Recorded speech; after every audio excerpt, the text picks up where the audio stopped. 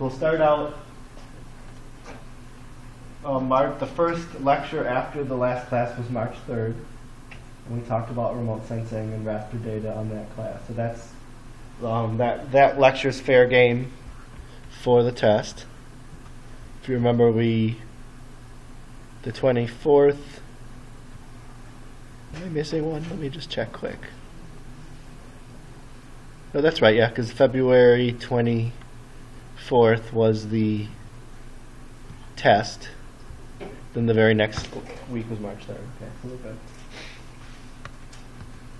So we talked about remote sensing. Remember, remote sensing involves remote collecting of data without physically touching the location, usually from an airplane or satellite.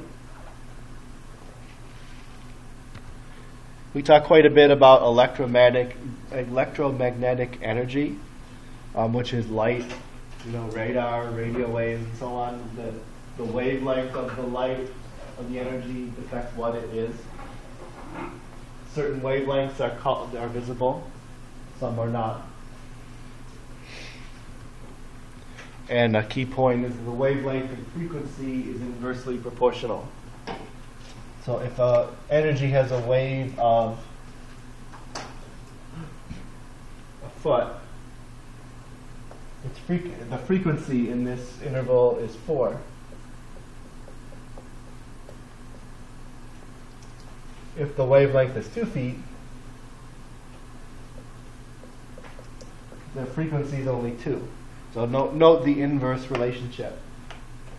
I might ask a question like this with simplified numbers like this, so you don't have to think about doing math.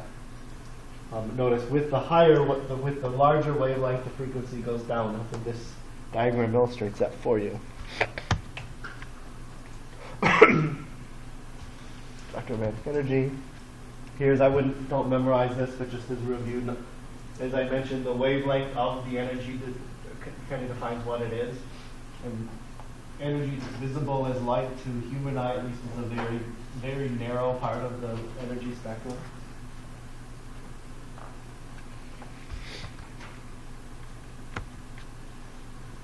And there's the slide. I didn't have to draw that. Wavelength and frequency have an inverse relationship. And as an example, one way to measure frequency is hertz. That's how many waves of energy are passing this spot in a second. So one example we gave is an FM radio station is megahertz. UB's radio station, I don't think it's actually not UB's radio station anymore. I think they sold it to Channel 17. It's not UB's radio station anymore. It used to be. So the signal from that radio station, WBFO, 88.7 million waves are passing this point per second. So as you might imagine, think about that. That means each wavelength is about 10 feet for that particular radio station. So a radio receiver looks for a signal of that specific wavelength, decodes it, and that's how you can hear radio.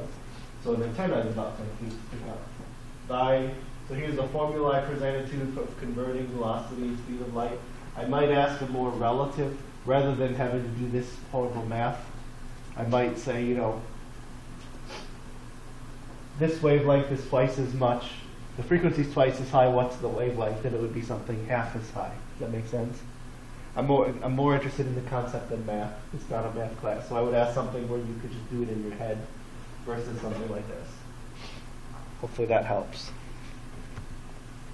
We just gave some other examples of radio station wavelengths where AM stations have very high wavelengths. That's why they don't travel into buildings that well. And AM is a dying medium. Where DirecTV is from about 5 the microwave spectrum, they're very small wavelengths. The wavelength's only about this big. So does anyone have DirecTV here? When you put the antenna up, it's a tiny, you don't need a very big antenna because the wavelengths at the frequency the DirecTV broadcasts the signal are very small.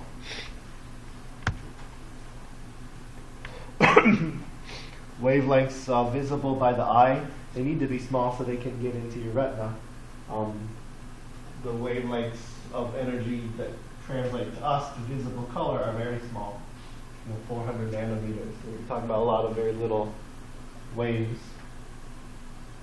And so many, I'm not even sure what it's terahertz. I don't even remember how many millions of hertz that is. It's like trillion maybe.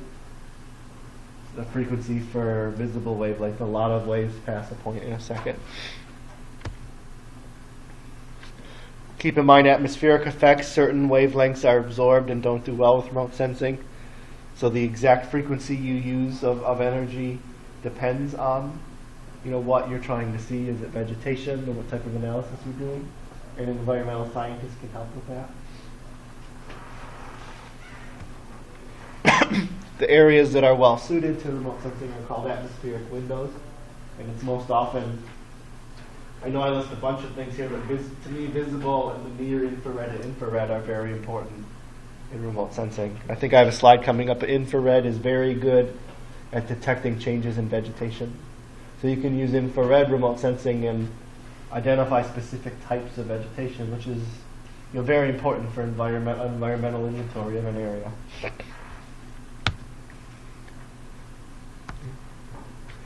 These are some things that can occur. Light from the sun, in this case, can be reflected, absorbed, or transmitted. So reflected, it's bounced back. Absorption, the sun's energy is absorbed into the planet.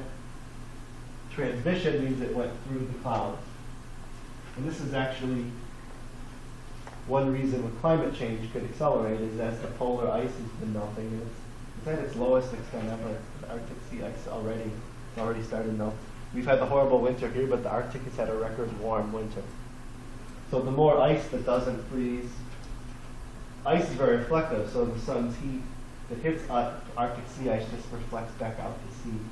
So as ice melts, it's kind of a cumulative effect that can accelerate warming. We kind of talked about this already. What reflecteds, don't memorize things like this, but again, specific types of wavelengths are suited to identify certain types of vegetation. I have a lot of similar slides there, don't I? And this is passive versus active remote sensing. I gave the example of a camera. With passive remote sensing, you're capturing what light already exists. Like if I were to take a class picture right now, there's already light in the room that is allowing me to see you. If I were to turn the lights off and use my flash, that's active remote sensing. I'm sending out my own light to take a picture. So radar, weather radar, LiDAR, things like that are active because they're actually sending out a signal, but just taking a picture is passive. You're using existing light. That's actually an important point in remote sensing. Remote sensing is aerial photography. We looked at oblique and aerial imagery, remote sensing, during that class. You can almost see us walk into class there. And here's using remote sensing for change detection, the Mississippi coast before and after Hurricane Katrina.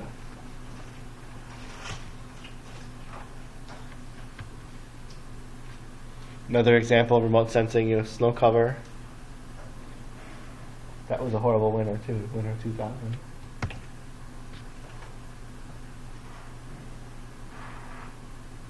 Again, antennas detect signal. We think of antennas like a TV antenna which no one has anymore, but on your roof. But even, a camera sensor is an antenna of sorts. The camera picks up light. Weather radar is a good example of active remote sensing.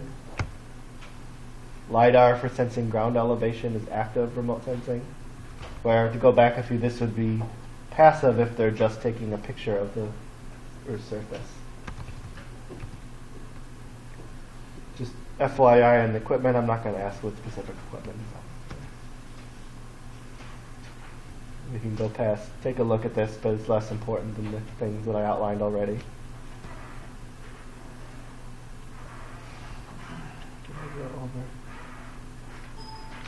Sorry about that. I'll need to slide in there. I want to make sure. Yes, it might be in the next week.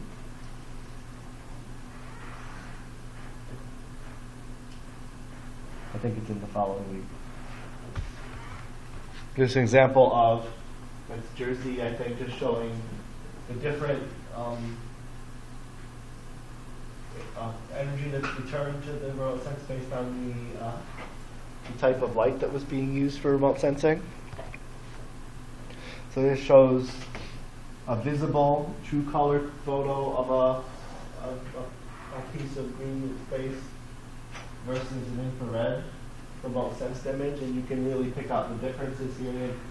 Infrared, as I mentioned, is very good at vegetation analysis, and often environmental scientists are using remote sensing to assess the ecosystem's health. And this was, the vegetation is good at absorbing infrared energy and retransmitting it. So on infrared imagery, vegetation shows up as a bright red. So you can see after the 1980 eruption of Mount St. Helens, you can see areas that are not red were totally destroyed even 3 years later versus 1996 where a lot of it had grown back.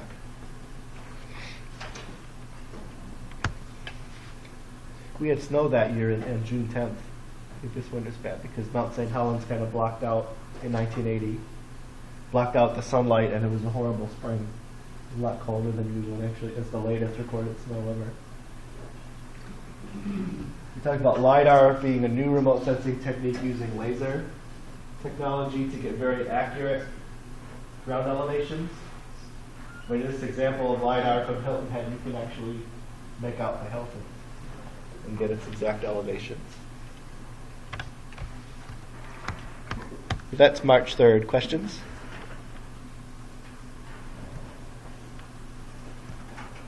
Fast forward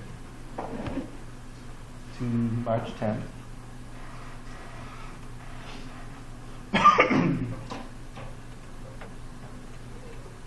Oh, there's that slide I was thinking about. So March 10th starts out fairly important. We talk about types of resolution. Resolution is how accurate a remote sensing image is. And there's 4 ways in which we measure accuracy. That's a really good question.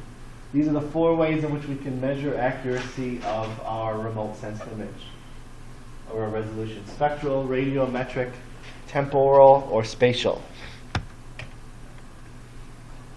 So spectral maybe is the simplest. What spectrum is being measured? That's the question we're asking with spectral resolution. Is it green, infrared, ultraviolet, or so on? From a couple slides ago on March 3rd, we saw how certain wavelengths are best suited to certain analyses, so you might only be looking for a specific wavelength. So if your remote sense satellite is only looking at your infrared, it has a very narrow spectral resolution of just your infrared. Stop me if you have any questions on this. Temporal resolution is how often is the image taken. Sometimes after disaster, after the tsunami, after Hurricane Sandy, after 9/11, I mean, even they would take remote sensing imagery on a very frequent basis, sometimes a couple times a day, to be able to monitor in very fine detail any progress that's made, whether it's cleanup or something like that. Other images might only be taken every year or every 5 years. So temporal resolution can vary widely. So you see temporal resolution, that's what it refers to. How often is the image taken? Radiometric resolution, this might be a little hard to visualize, is the sensitivity to differences. And the more bits in radiometric resolution, the more detail can be picked up. This isn't pixel size. This and the next slide, those two things are easily confused. They'll go this and this person step backwards. Spatial resolution is the smallest thing that can be picked up. It's the cell size. Remember the question about rasters on the first test? I think that's a question that every single person got right, where a raster has a cell size. Spatial resolution is the cell size, and as you might expect, the smaller the cell size, the more accurate. We see a lot more detail about this city with the 10-meter cell size than we do with 80-meter. That's spatial resolution. Radiometric is a little different. how well can it detect differences? It's not the size of the pixel. So in this example, 1 bit, we only have 2 choices, black or white. We lose a lot of detail because the whole detail of the city is boiled down to black or white. Versus here we get 4 colors, 16 colors, and then finally at 8-bit radiometric resolution, you can see 256 different colors. So obviously, the more different colors, the more different detail we can detect. So does that help? I know those two things are sometimes hard to distinguish. Hopefully that helps you with radiometric versus spatial. And that is an important thing to think about for the test. Sources of satellite data, interesting to know. I'm not going to go there. We talked a lot about DEMs. We might have even also been a question in the first test, I remember. Digital elevation model, in the narrow sense, is a technique for measuring elevation of the land surface. And we talked about a couple different ways in which this is done on March 10th. We had the raster version of the digital elevation model, often is called just simply a DEM. It's a raster grid in which the pixel value is the average elevation for that grid. So we know in this DEM we can derive from that the flow is northward. Elevation contours we talked about, and elevation profiles, and finally a triangular irregular network or a tin. We got slides on all these in a minute. The raster data set is often known as a DEM. Now it's commonly referred to as an NUD in the United States. The USGS has created a nationwide raster elevation model that they call the NUD. It covers by now most of this country. So a review from the first test shows the raster data model in relation to DEM. And as I just drew on the board, here is a simplistic rendition of a DEM where each cell has the elevation at that location.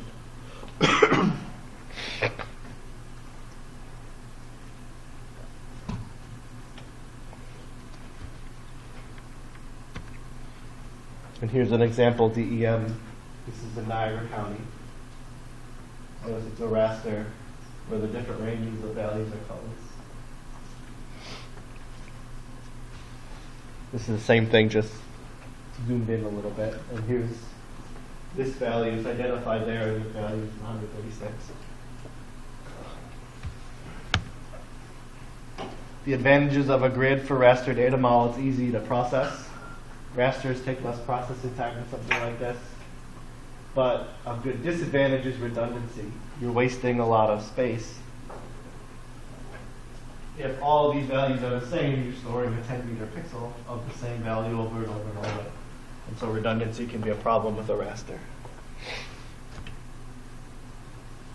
A vector-based model for elevation modeling, the most common one is a contour. And we spent quite a bit of time talking about these. Contours are a vector line that represent a path of equal elevation, an iso line.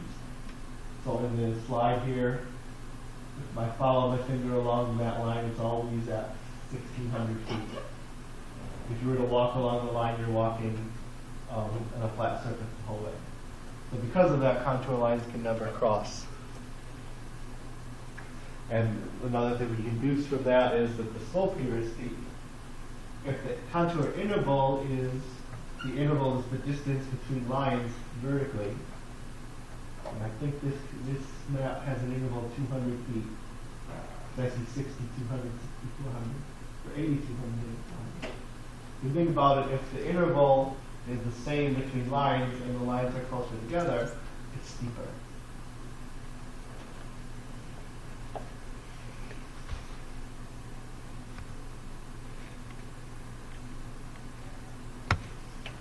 And then another type of vector elevation representation that's a little different from both of the two is a profile.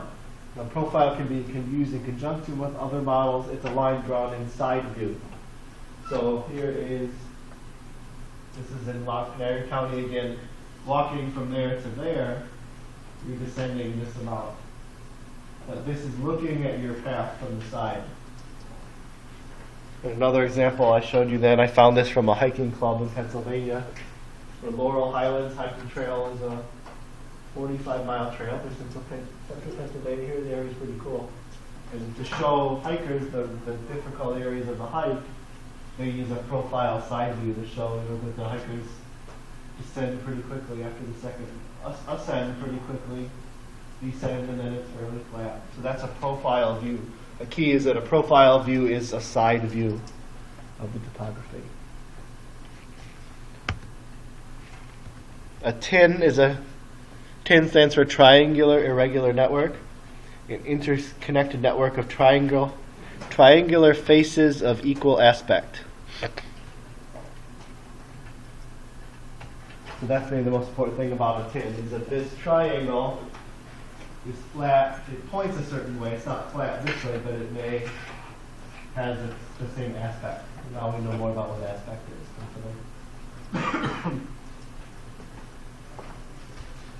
Here's a close-up look at a TIN. So everything within this triangle has the same aspect. It might point northeast.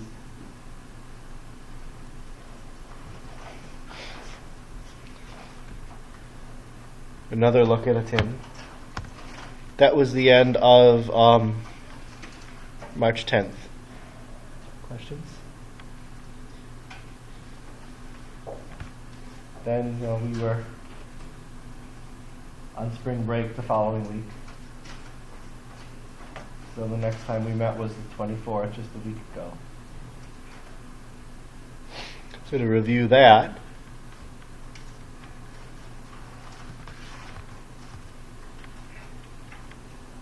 there were more slides regarding a TIN.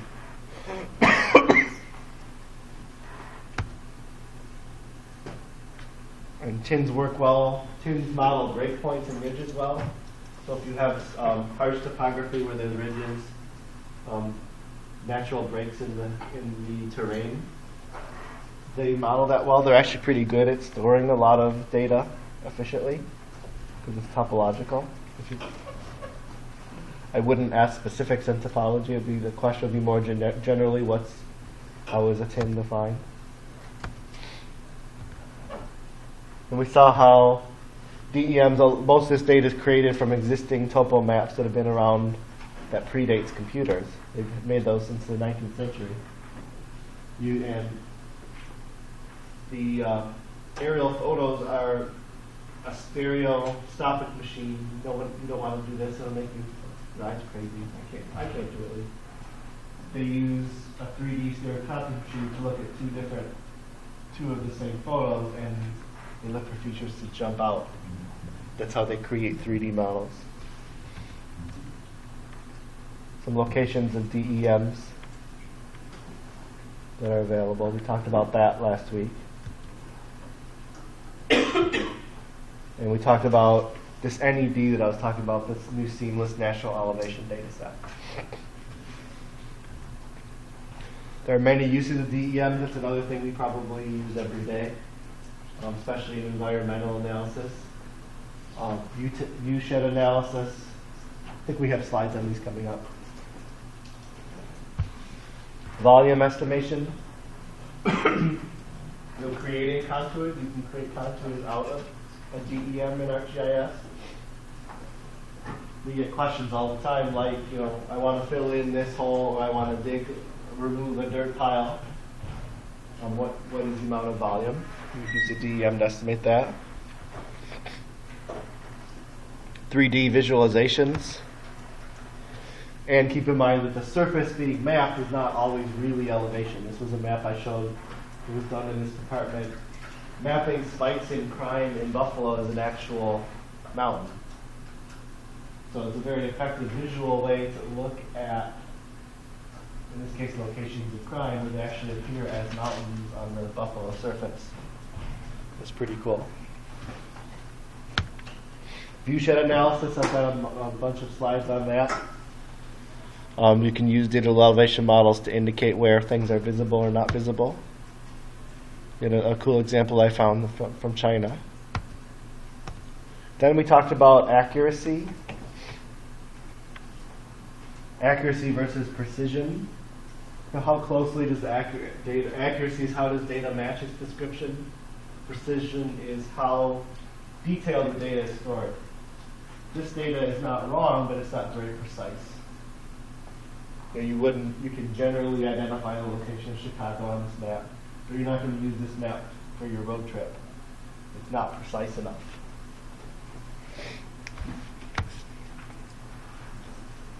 Then we had error versus uncertainty. Error is the difference of how a feature is measured versus reality. Versus uncertainty being lack of confidence because of incomplete knowledge. So an error is something that's wrong. We can identify it being wrong, the value that was entered that's incorrect. I say UB is in Pennsylvania, but it's not in Pennsylvania, so it's an error. Uncertainty might be, how many students are at UB, and say I'm unable to determine that. Rather, often in the database, to distinguish between the two things, rather than guess or put 0, because there could be zeros. The NCAA could get mad at UB and just expel all students. Or all students fail and there really are 0 students. That's a horrible example, but you get the point. So we'll often use a value like -99. Here's maybe a better way. How many UB students got a 4.0? And though unlikely, you could have a semester where everyone messes up and not a single student in the whole university gets a 4.0. So 0 would be the correct answer. How do I distinguish between that and me just putting a 0 because I don't know, if no one gave me the total?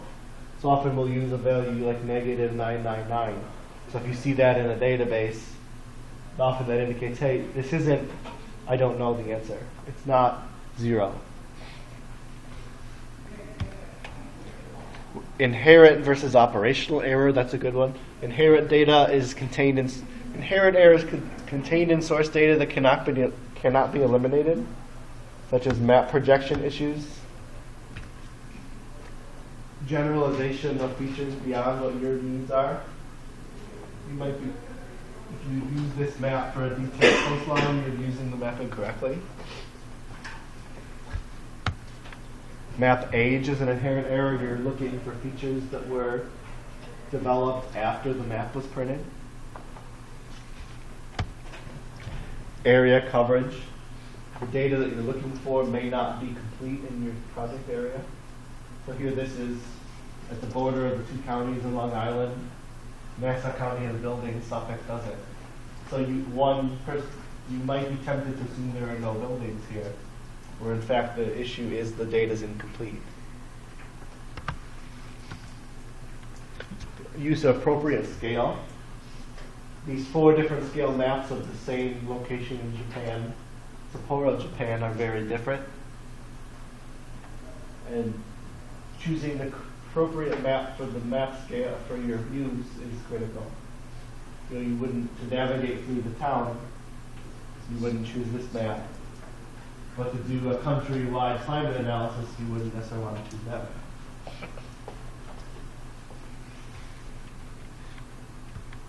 Map scale versus accurate. There could be a question like this: how does map scale affect inaccuracy? And the simple answer is that as the map scale increases, the error increases. Simply because features are smaller on a small scale map.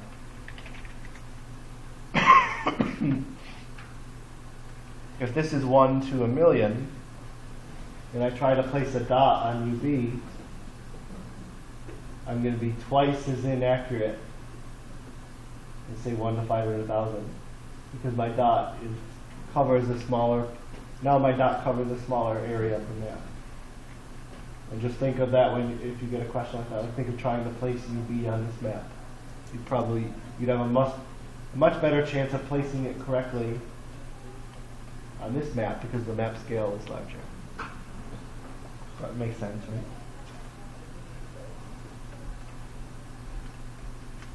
So on the large scale map, the average accuracy is very good versus the accuracy declining as the map scale declines. Those are all inherent errors. Operational errors are more discussion of things that were done wrong. You know, typos, data was corrupted when being stored.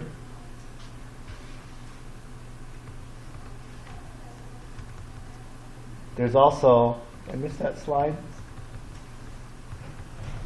Inherent error, okay, that's enough. I'm getting there, sorry for the craziness there.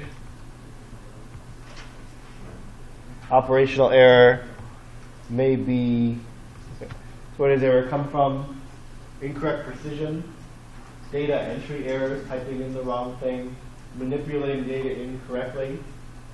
So those are all operational errors, and these do tend to be more someone doing something wrong.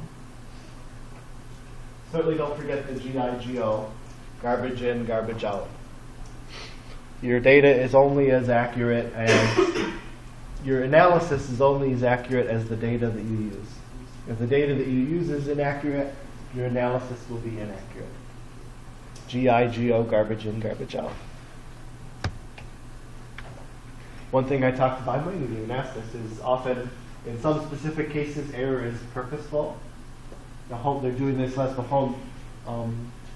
The U.S. government would purposely blur out air photos to make them less accurate in areas that are deemed sensitive. All it did, I think, was call attention to those areas. Hey, there's something important here. Sometimes they'll reserve the most accurate data for people. Vendors that charge for data will reserve the most accurate data for people that pay the most money.